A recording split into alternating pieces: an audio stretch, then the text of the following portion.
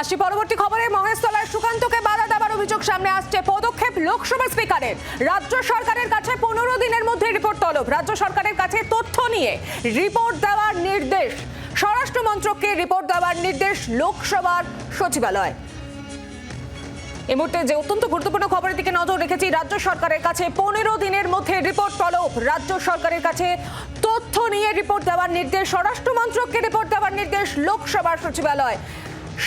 স্বাধিকার ভঙ্গ হয়েছে বলে অভিযোগ করেছেন কেন্দ্রীয় শিক্ষা প্রতিমন্ত্রী এবং লোকসভার স্পিকার ওম বিড়লাকে চিঠি দিয়েছেন কেন্দ্রীয় শিক্ষামন্ত্রী।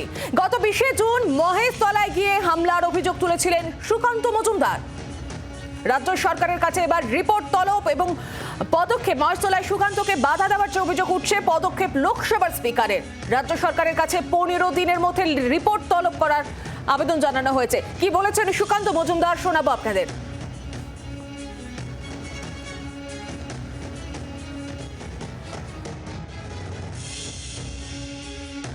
যতদূর আমার কাছে চিঠি এসেছে এবং আমি যতদূর জানতে পেরেছি, প্রিভিলেজ, যেহেতু এরা প্রিভিলেজকে ব্রিচ করেছে, অর্থাৎ একজন সাংসদ হিসেবে আমার যে দায়িত্ব বা আমার যে অধিকার, সেই অধিকারকে এরা ব্রিচ করেছে, অর্থাৎ অধিকারকে পালন করেনি। কারণ আমি একজন কেন্দ্রীয় মন্ত্রী এবং আমি বজবজে আমার যে কর্মীকে মারা হয়েছিল আমি তাকে দেখতে গেছিলাম, কোনো আন্দোলন করতেও যাইনি।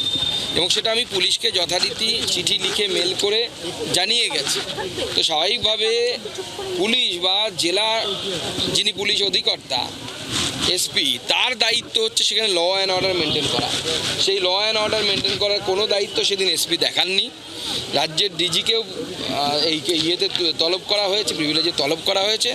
তারা আগামী দিনে এই প্রিভিলেজের উত্তর দেবে, না কোর্টে আসবে। আমরা যোগাযোগ করেছিলাম তৃণমূল নেতা অরূপ চক্রবর্তীর সঙ্গে, তার প্রতিক্রিয়া শোনাবো আপনাদের।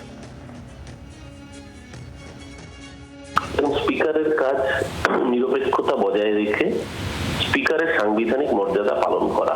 তো স্পিকার যদি এখন নিজেকে বিজেপির ক্যাডার প্রমাণে মরিয়া হওয়ার চেষ্টা করেন, তাহলে যেরকম হওয়ার, এই স্পিকার কি কখনো রিপোর্ট দিয়ে পাঠিয়েছেন? যখন ওনার দিল্লি পুলিশ, অমিত শাহের দিল্লি পুলিশ যখন 100 দিনের কাজের টাকা আদায়ের সংগ্রামে শান্তিপূর্ণভাবে মৌন অবস্থান করছিলেন রাজঘাটে গান্ধী সমাধিস্থলে, সেই সময় অভিষেক বন্দ্যোপাধ্যায় সহ আমাদের সাংসদ জনপ্রতিনিধিদের কার্যত অমিত শাহ দিল্লি পুলিশ ঘাড় ধরে মারতে মারতে তুলে দিয়েছিল।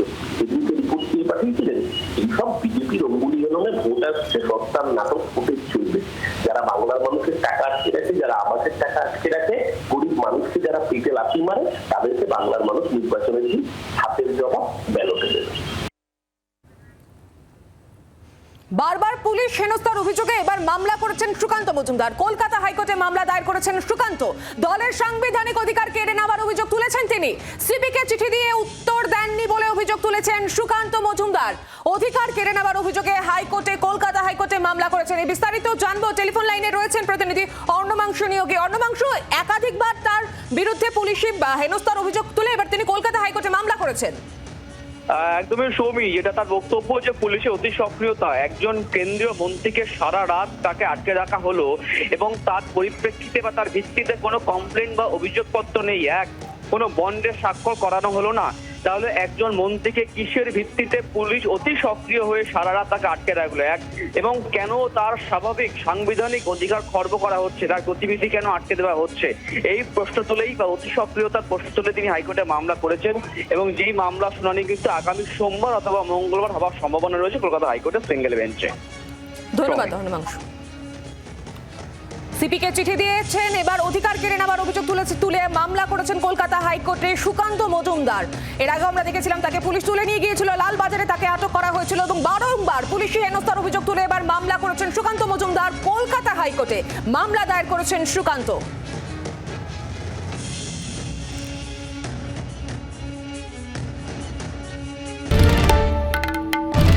বাংলার আওয়াজ, বাঙালির আবেগ, জি 24 ঘন্টা।